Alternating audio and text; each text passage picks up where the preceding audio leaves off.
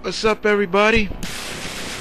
Welcome back to the Opinion Spot. It's Mount Vernon Kid here. Hope everybody had a happy and healthy holiday. Hope you didn't drink too much eggnog and things like that. So I'm back, and I'm gonna give you them fights. You know, my usual stick. Hope everybody is well on their end. You know. This fight once again is brought to you by my girl, who I miss dearly. She's in Puerto Rico right now with the family. But I'm gonna start getting these fights out a little quicker now. So this fight, once again, I hope everybody enjoyed the last fight that she brought to you guys. And this fight she gave me was pretty cool, so I said I had to do it. And this one is basically my first triple threat, if you want to call it that. And the combatants in this are Superman / Krypton / son of Krypton, you know, Clark Kent, versus Gladiator, leader of the Imperial Guard, now you can say king of the Shi'ar in some way, versus one of the powerhouses of the Squadron Supreme, Hyperion. And I said this is a mega powerhouse battle. So let's get started, shall we? So I guess we'll start off with the most recognizable of them, and that's Supes. Clark Kent, aka last son of Krypton. Clark Kent, we all know, Man of Steel, you know, super strength, speed, everything about this guy is super. Very much the big Boy Scout, if you want to call him that. Has gone up against many powerhouses of the DC universe: Darkseid, Doomsday, you know, you could say most recognizable also of the DC heroes. You know, he's up there as one of the top 3 in people's eyes. You know, I don't consider just 3 up there in there. Weaknesses, somebody at his own strength, Kryptonian diseases you can think of, and of course his own planet, you know, Kryptonite. You know, and there's so many different colors of this fragment. It's crazy. You know, certain things do different things to him, but green will definitely kill him. Magic is definitely another big factor. You know, we seen him and Captain Marvel go at it a couple times, and Captain Marvel can hurt him. Magic, you know. But is he loyal? Yes, he's loyal. He's very loyal. He's and you can say he's somebody you kind of would want on your side. You wouldn't want him as an enemy.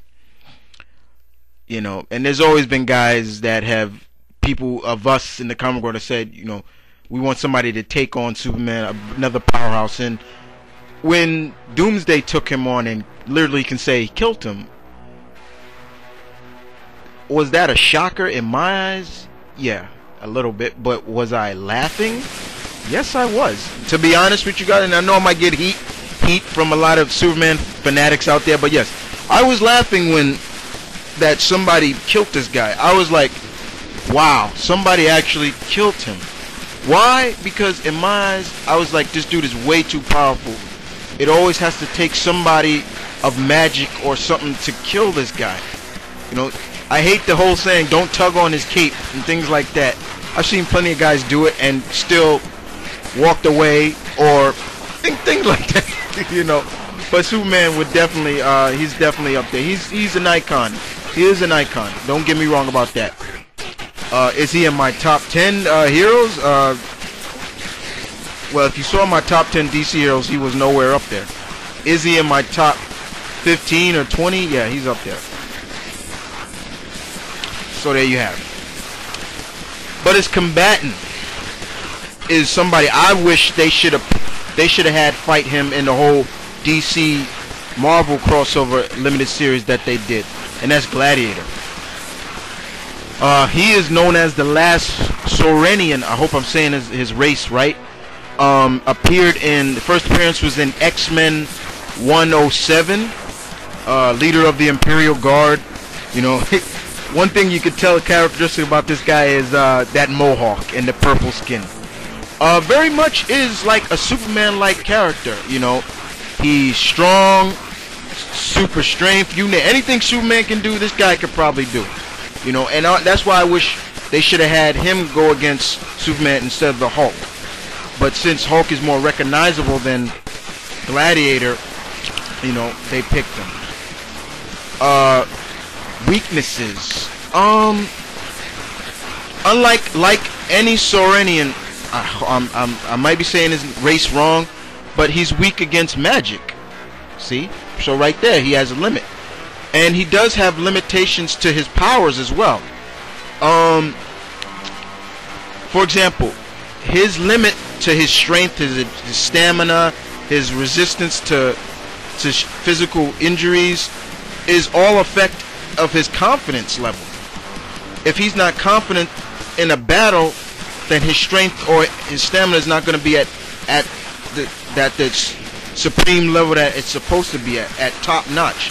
For example, there have been times where he doubted himself against. He wasn't confident enough when he was fighting. When he appeared in Fantastic Four, and Miss the Invisible Woman actually knocked him out cold with her own force field because he wasn't confident in the fact that he thought he could break it. Or Cannonball, Sam Guthrie. He wasn't confident enough to thinking that Sam Guthrie couldn't hurt him. And Sam Guthrie, Cannonball, aka Cannonball, hurt him. Things like that. So it also depends on his confidence level. And I'm not making this up, people. This is real. This is real fact. I can't remember the issues that these happened in, but it is a question of like Gladiator comes off to being this superior, you know, warrior on terms of this Imperial Guard, and he is very loyal to whoever's holding that crown. That's one thing. So whoever's holding the crown, he's going to be loyal to fit. But as we saw in War of Kings, that loyalty was broken, where he sided with Lilandra, and unfortunately Lilandra is dead now. Oh, poor Lilandra. And now Gladiator, with Vulcan and everybody else supposedly gone, the people have turned to Gladiator as their magistrator or their leader. But Gladiator's up there, man. I would love to see him and Supes go at it, you know. And then last but not least, there's Hyperion. Once again, another like Superman type character. Close fights, right? And Hyperion is from Squadron Supreme. He is from the Squadron Supreme universe. He's not in the mainstream Marvel universe. He's in many countless different universes, from Earth 712 to other universes. He's also been appeared in the Exile universe as well. But he's another one up there that has that super strength, the agility, everything Superman has, he has. His strength rivals that of Thor, but in some way not of the Hulk and people like that. And I'm surprised, why Thor but not the Hulk? He is able to wield Mjolnir. If Thor was able to lose it, he would be able to pick it up.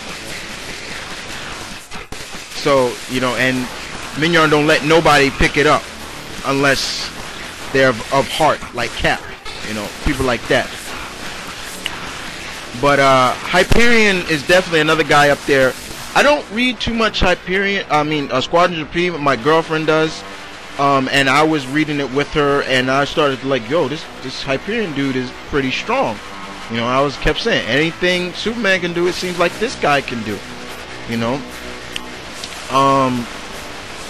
so these three combatants are definitely This would be a definite slugfest, guys. Definitely, this might shake the whole universe, you know. And you know how I am about close fights, guys, you know. But who would I pick in this fight? Man, I don't know. It's kind of hard to say. I'll leave that up to you guys to pick. So you guys tell me what you think of this fight, you know. And you know how I love to hear you guys' feedbacks. But other than that, guys, you know, it's Mount Vernon Kid saying, stay tuned, keep it real, one love, I'm out.